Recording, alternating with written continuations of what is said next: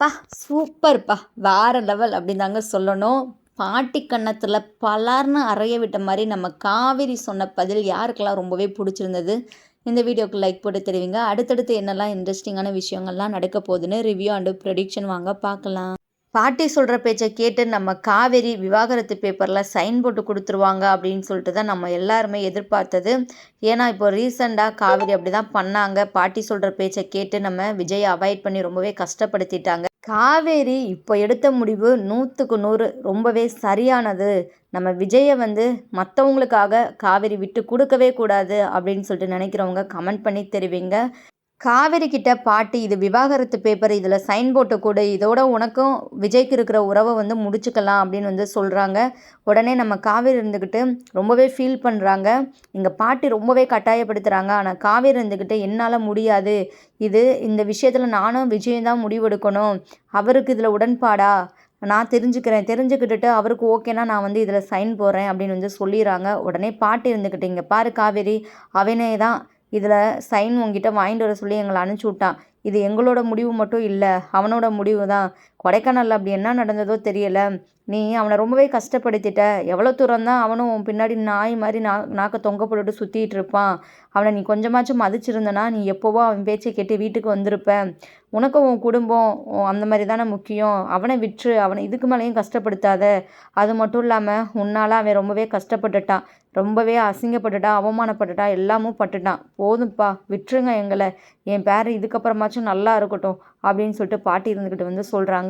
பாட்டி என்னதான் ஒரு படமே எடுக்கிற மாதிரி கதை சொன்னாலுமே இங்கே காவேரி அதை கொஞ்சம் கூட நம்பலை. நீங்கள் என்ன சொன்னாலும் நான் நம்ப மாட்டேன், விஜய் இப்படி ஒரு முடிவை எடுத்திருக்கவே மாட்டார், எனக்கு தெரியாதா விஜயை பற்றி அப்படின்னு சொல்கிறாங்க. உனக்கெல்லாம் சொன்னால் புரியாதா? ஆல்ரெடி இதை பற்றி உங்ககிட்ட நான் பேசியிருக்கிறேன், அப்போல்லாம் சரின்னு சொல்லிட்டு தலையை தானே ஆட்டினேன், இப்போ என்ன இப்படிலாம் பண்ணிகிட்டு இருக்கிற? சைன் போட்டு கொடுத்தா நாங்கள் கிளம்பிட்டே இருப்போம் அப்படின்னு சொல்லிட்டு சொல்கிறாங்க. நீங்கள் கட்டாயப்படுத்துகிறீங்க அப்படின்னு சொல்லிட்டு உங்களுக்காகலாம் நான் டிவோர்ஸ் பேப்பரில் சைன் போட்டு தர முடியாது பாட்டி. இங்கே கங்கா குமரன் கூட ரொம்பவே சப்போர்ட் பண்ணி பேசிகிட்டு இருக்கிறாங்க நம்ம விஜய் காவேரிக்கு.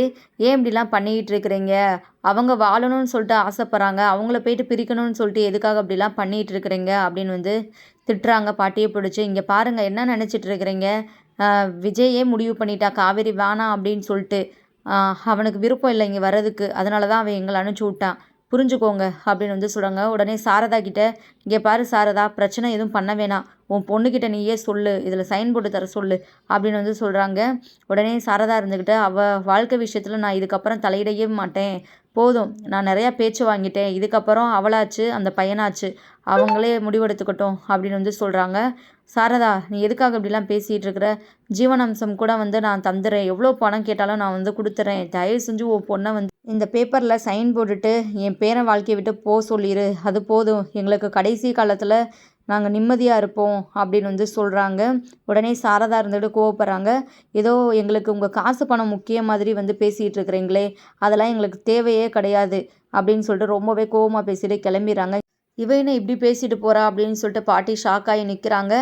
அடுத்து இங்கே நம்ம காவேரி பாட்டி இருந்துக்கிட்டு விஜய் பாட்டிக்கிட்ட உங்களுக்கே நியாயமாக இருக்குதா, மனசாட்சி இருக்குதா, அதான் காவேரி சொல்கிறாள, அவளுக்கு கொஞ்சம் டைம் கொடுங்க, இப்போ கிளம்புங்க அப்படின்னு சொல்கிறாங்க.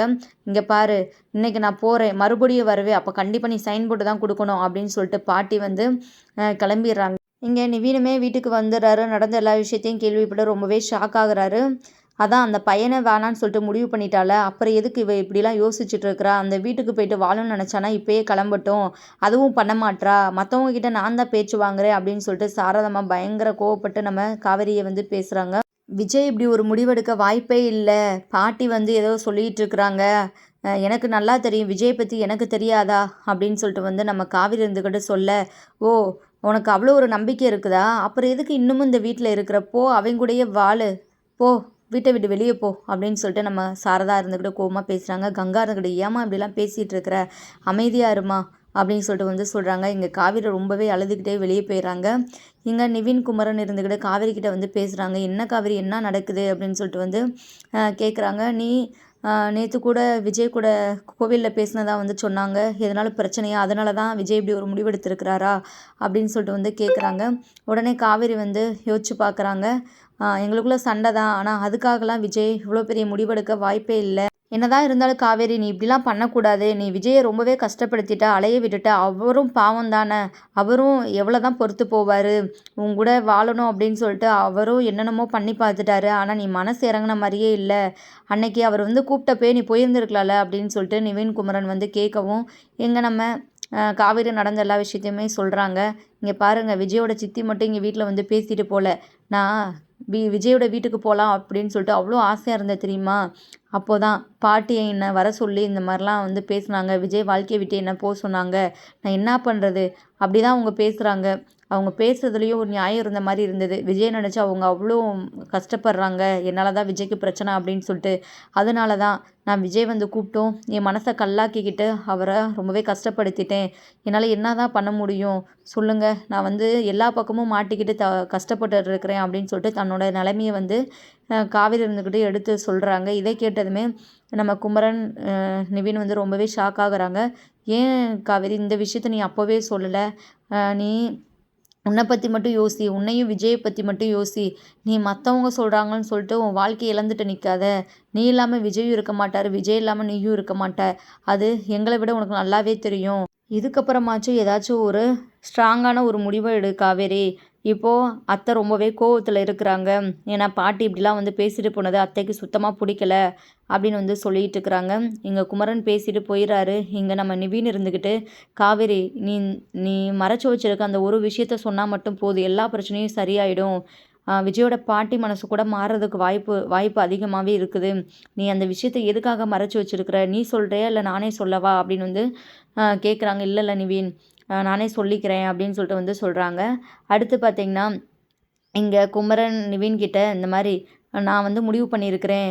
விஜய் காவேரிக்கு வந்து விவாகரத்து செய்யலான்னு சொல்லிட்டு முடிவு பண்ணியிருக்கிறேன் அப்படின்னு வந்து சொல்கிறாங்க. இதை கேட்டதுமே எல்லாருமே ரொம்பவே ஷாக் ஆகுறாங்க. எங்கள் காவேரி இருந்துக்கிட்டு, இல்லை அவரை என்னால் விவாகரத்து செய்ய முடியாது அப்படின்னு வந்து சொல்கிறாங்க. உடனே நம்ம சாரதா செம்மையாக கோவப்பட்டு காவேரியை பிடிச்சி திட்டுறாங்க. அப்புறம் எதுக்குடி என் பேச்சை மீற மாட்டா அப்படின்னு சொல்லிட்டு நடிச்சிட்டு இருந்தியா? எதுக்காக அப்படிலாம் பண்ணிகிட்டு இருக்கிற? கண்டிப்பாக ஏதோ ஒரு காரணம் இருக்குது. காரணம் இல்லாமலாம் நீ இப்படி பண்ண மாட்ட அப்படின்னு சொல்லிட்டு கேட்டுட்ருக்குறாங்க. அப்படிலாம் எதுவுமே இல்லை அப்படின்னு சொல்லிட்டு காவேரி ஃபஸ்ட்டு சமாளிக்கிறாங்க. அப்புறம் என்ன, ஒழுங்காக நான் சொல்கிறத கேளு. வேணாம், அந்த அம்மா எப்படிலாம் பேசிட்டு போனாங்கன்னு தெரியுமா? அவ்வளோ எனக்கு மனசு கஷ்டமாக இருக்குது.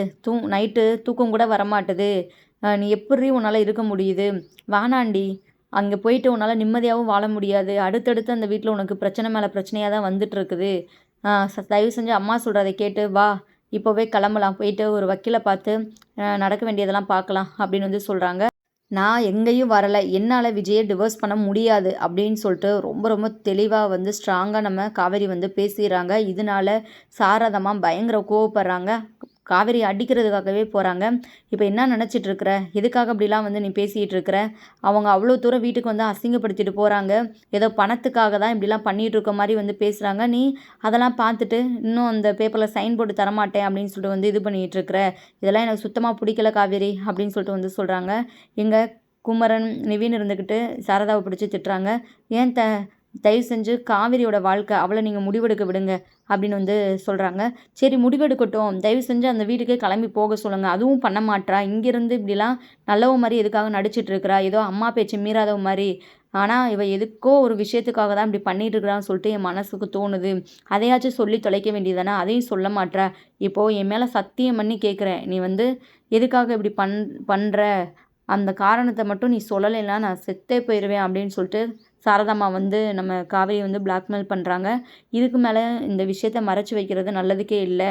நம்மளும் கஷ்டப்படுறோம், விஜயும் கஷ்டப்படுறாரு, நம்ம குடும்பமும் கஷ்டப்படுறாங்க அப்படின்னு சொல்லிட்டு இதுக்கப்புறம் என்ன நடந்தாலும் பரவாயில்ல, உண்மையை போட்டு உடச்சிடலாம் அப்படின்னு சொல்லிட்டு முடிவு பண்ணி நம்ம சாரதா கிட்ட நம்ம காவேரி இருந்துக்கிட்டு, நான் இப்போ வந்து ப்ரெக்னெண்ட்டாக இருக்கிறேன் அப்படின்னு வந்து சொல்லிடுறாங்க. இதை சாரதா, கங்கா எல்லாருமே ரொம்ப ரொம்ப ஷாக்காகி நிற்கிறாங்க. இங்கே சாரதாம்மா அப்படியே பார்த்தீங்கன்னா உடஞ்சி போய் கீழே உட்காந்துடுறாங்க. உடனே நம்ம காவேரி இருந்துக்கிட்டு சாரதா கிட்ட போயிட்டு வந்து மன்னிப்பு கேட்குறாங்க. என்னை மன்னிச்சிடுமா, இந்த விஷயத்த எப்போவோ சொல்லியிருக்க வேண்டியதான். கண்டிப்பாக என் மேலே வந்து நீ கோவப்படுவ அப்படின்னு சொல்லிட்டு நல்லாவே தெரியும். இப்போ கூட வேறு வழியே இல்லாமல் தான் வந்து நான் சொல்லியிருக்கிறேன். இப்போ நான் 4 மாதமாக இருக்கிறேன். அக்காவுக்கு முன்னாடியே நான் வந்து ப்ரெக்னென்ட் ஆகிட்டேன், எனக்கும் தெரிய வந்தது. ஆனால் அந்த விஷயத்த நான் எல்லாருக்கிட்டே இருந்தும் மறைச்சிட்டேன். வேறு வழி எனக்கு தெரியலை.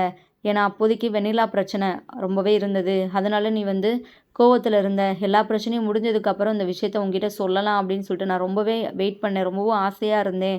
இத சொன்னதுக்கப்புறமாச்சும் நீ என்னையும் விஜய் சேர்த்து வச்சுருவா அப்படின்னு சொல்லிட்டு நான் நம்புனேன். ஆனா எல்லாமே தலைகீழா தான் மாறுது. அடுத்தடுத்து வந்து பிரச்சனை மேல பிரச்சனை. அது மட்டும் இல்லாம, நான் அவர் கூட சேர்ந்து வாழவே இல்ல அப்படின்னு சொல்லிட்டு சொல்லிட்டேன். இல்லம்மா நானும் அவரும் சேர்ந்து வாழ்ந்துட்டோம். அப்படின்னு சொல்லிட்டு வந்து நம்ம காவேரி அடுத்தடுத்து நடந்த எல்லா விஷயத்தையுமே வந்து சொல்றாங்க. இத கேட்டதுமே பார்த்தீங்கன்னா, சாரதாம்மா வாயடிச்சு போயிட்டு உட்கார்ந்துருக்குறாங்க. அப்படியே ரொம்பவே அழ ஆரம்பிச்சுடுறாங்க. "இவ்வளோ பெரிய விஷயத்த மறைச்சு வச்சிருந்திருக்கிறியே காவேரி, எவ்வளோ கஷ்டப்பட்டுருப்ப" அப்படின்னு சொல்லிட்டு நம்ம கங்கா இருந்துக்கிட்டு காவேரி கிட்ட வந்து பேசுறாங்க. "ஏன்டி இப்படி பண்ண? மத்தவங்க கிட்ட தான் சொல்லல. அக்கா கிட்டயாச்சும் ஒரு வார்த்தை சொல்லியிருந்திருக்கலாம்ல" அப்படின்னு வந்து சொல்றாங்க.